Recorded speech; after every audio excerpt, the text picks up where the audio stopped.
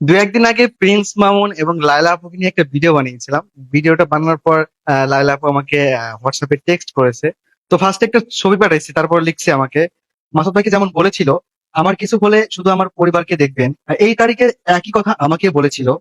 তখন আমি ছাড়া ওর পাশে কেউ ছিল না, ওকে ডিবি ধরে নিয়ে গেছিল। আমার ভালোবাসার মানুষকে যেন একটা রাত জেলে কাটাতে না হয়, এজন্য আমি 1 ঘন্টার মধ্যে আমার বিয়ের গহনা বিক্রি করে 5.5 লাখ টাকা দিয়ে ছাড়িয়ে আনছিলাম। এক রাত জেলে গেলে হয়তো পরের দিন 1,000 টাকা মুচলেকা দিয়ে কি জামিন করানো যেত, কিন্তু আমি চাইনি আমার ভালোবাসার মানুষ এক রাত জেলে থাকুক। অনেক কিছুই তোমরা জানো না।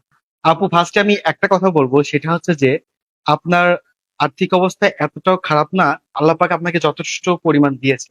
এতটা আপনার অবস্থা খারাপ না যে আপনি আপনার নিজের গহনা বিক্রি করে মামুন ভাইয়াকে জেল থেকে ছাড়িয়ে আনবেন। এই ঘটনা কতটুকু সত্য কতটুকু মিথ্যা আমি নিজেও জানি না, কারণ আপনি কখনো ক্যামেরার সামনে এসে বলেন নাই।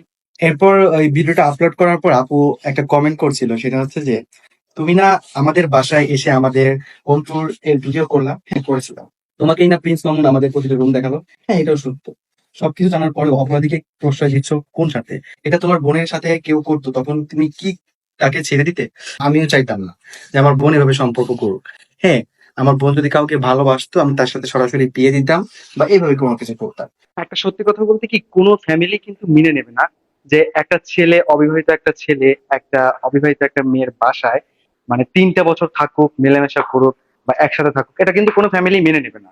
এবং আমিও কখনো মেনে নেব না, এবং কেউই কখনো মেনে নেবে না। 3 বছর আপনারা একসাথে ছিলেন, আপনারা ঘুরলেন, সবকিছুই করলেন।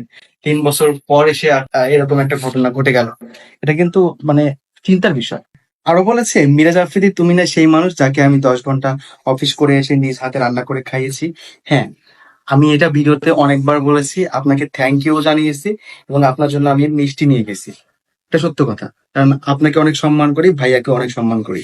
কিন্তু এখানে শুধু আমার প্রশ্ন না, এখানে প্রত্যেকটা মানুষের প্রশ্ন। সবার প্রশ্ন একটাই, যে 3 বছর আপনাদের সম্পর্ক, 3 বছর কোনো কিছু হইলো না, কিন্তু এখন এসে মানে এরকম একটা পরিস্থিতি। একটা সত্যি কথা বলতে কি, আপনি যথেষ্ট পরিমাণে ভালো মানুষ, সেটা আমি জানি। আপনার আচার আচরণ, আপনার ব্যবহার সবকিছু আমার কাছে খুব ভালো লাগছে। মানে একজন মানুষ হিসেবে আপনি পারফেক্ট। কিন্তু আপু, আমি একটা কথাই বলবো যে আমাদের সবাইকে ক্লিয়ার করেন আসলে বিষয়টা কি হয়েছে, এমন কি হলো আপনাদের 3 বছরের সম্পর্ক, আর 3 বছরে আপনারা কেনই বা বিয়ে করলেন না, কেনই বা এরকম হলো, আর 3 বছর পরই বা কেন এখন মামুন ভাইকে জেলে যাইতে হলো।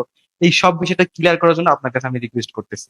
এরপর আমি একটা ভিডিওতে দেখলাম যে প্রিন্স মামুনের চুল কাটার জন্য আপনি আপনার নিজের চুল কেটে ফেলছেন।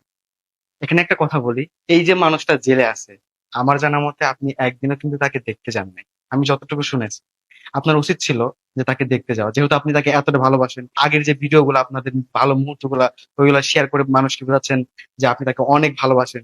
আপনার ওপেনিং এর দিনে, যেদিন আপনারা দুজন একসাথে সংবাদ সম্মেলন করতেছিলেন, মামুন ভাই ঘেমে যাচ্ছিল, আপনি আপনার ওড়না দিয়ে তার মুখটা মুছে দিচ্ছিলেন। কিন্তু হঠাৎ করে মানে কি এমন হইলো যে তাকে জেলে যাইতে হলো? কিন্তু আপনি যদি একবার গিয়ে তাকে দেখতেন যে ছেলেটা কেমন আছে, ও যত খারাপ হোক, ও তো আপনার ভালোবাসার মানুষ, তাই না? আমার কথায় যদি কোনো প্রকার কষ্ট পেয়ে থাকেন, এর জন্য আমি আন্তরিকভাবে দুঃখিত।